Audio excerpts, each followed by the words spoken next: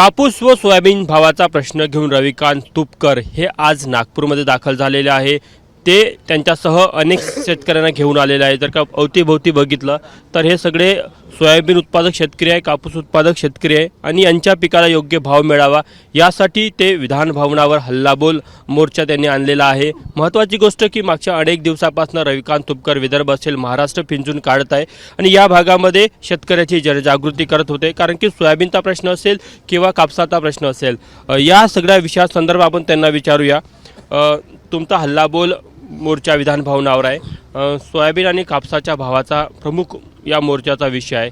तुम्हाला किती भाव अपेक्षित आहे, सरकारकडनं कशा प्रकारे पिळवणूक होत आहे असं तुमचं म्हणणं आहे? एक तर मुळामध्ये आम्ही नागपुरात आलो तर मोर्चा काढण्यासाठी नाही, आमचं हल्लाबोल आंदोलन आहे। या सरकारनं राज्य सरकारनं आमच्याबरोबर चर्चा केली, मुंबईचं आंदोलन केल्यावर केंद्र सरकारनं आमच्याबरोबर चर्चा केली। जो शब्द बैठकीमध्ये आम्हा सोयाबीन कापूस उत्पादक शेतकऱ्यांना सरकारने दिला त्या शब्दाची अंमलबजावणी होत नाही आहे आणि त्याची आठवण करून देण्यासाठी आज आम्ही नागपुरामध्ये विधान भवनामध्ये धडक देणार आहोत। आम्ही विधान भवनामध्ये जाणार आहोत की नागपूरमध्ये जे अधिवेशन होतं ते विदर्भातल्या प्रश्नांवर चर्चा करून न्याय मिळण्यासाठी होत असतं, परंतु दुर्दैवाने सोयाबीन कापूस उत्पादक शेतकऱ्यांच्या प्रश्नावर या अधिवेशनामध्ये ठोस असा काही निर्णय आतापर्यंत झालेला नाही आहे। मग हे अधिवेशन फक्त काय हुरड्या पार्ट्या करण्यासाठी तुम्ही घेता का, मौज मजा करण्यासाठी त्या नागपुरात तुम्ही येता का, हा खऱ्या अर्थाने प्रश्न आहे। शेकडो कोटींची तुम्ही या ठिकाणी उलाढाल करता, खर्च करता, हा कशासाठी करता? आमच्या टॅक्स पेमधून पैसा जातून त्याच्यावर तुम्ही मजा मस्ती करता, हे चालणार नाही हे सांगायला आज नागपुरात आलो आहे। सोयाबीनचा उत्पादन खर्च हा एका क्विंटलचा 7-7.5 हजार आहे आणि मिळणारा भाव हा 4500 ते 4800 रुपये।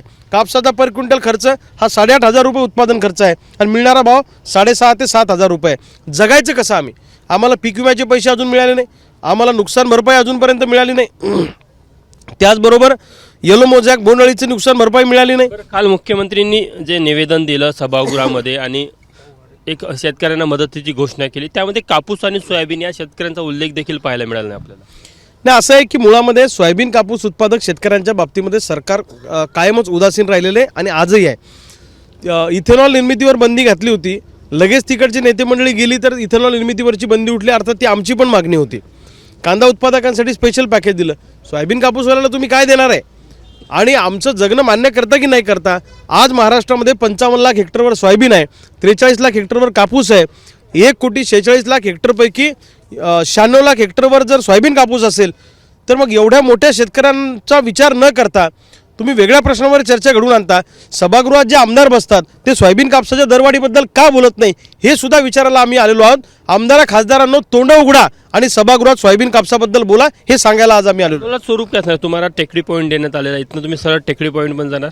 आम्हाला कोणता पॉईंट देण्यात आलेला हे माहीत नाही, कारण आमचा काही मोर्चा नाही आहे आणि आमचं काही असं करायचं म्हणून आम्ही करत नाही। लक्षात ठेवा, हा आंदोलनाचा आमचा 5वा-6वा टप्पा आहे। गेले 3 महिने झाले आम्ही रस्त्यावर आहोत। ऑक्टोबर महिन्यापासून ऑक्टोबर नोव्हेंबर डिसेंबर 2.5 महिने झाले आम्ही रस्त्यावर आहोत। सरकारला थोडी लाज वाटली पाहिजे, कारण हे सोयाबीन कापूसवाले शेतकरी आत्महत्याच्या उंबरठ्यावर उभे आहे। रोज 4 शेतकरी आत्महत्या करतात। आत्महत्यांमध्ये प्रचंड वाढ झालेली असताना सरकार मात्र सत्तेच्या मस्तीमध्ये मशगूल आहे।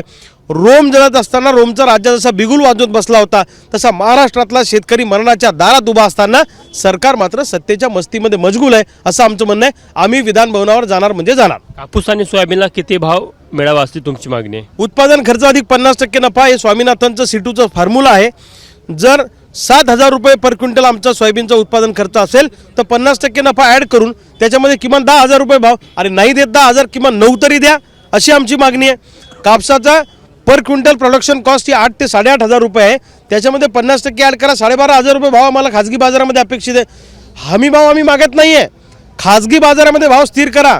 सोयाबीनची जी DOC निघते ती निर्यात करा, हे आयात करू नका आणि तेलावरचं 0 केलेलं आयात शुल्क तुम्ही 30% करा, बरोबर सोयाबीनचे भाव वाढतात की नाही पहा। आणि कापूस हा एक्सपोर्ट करा, तो होत नसेल तर कापसाच्या शेतकऱ्यांना बोनस द्या।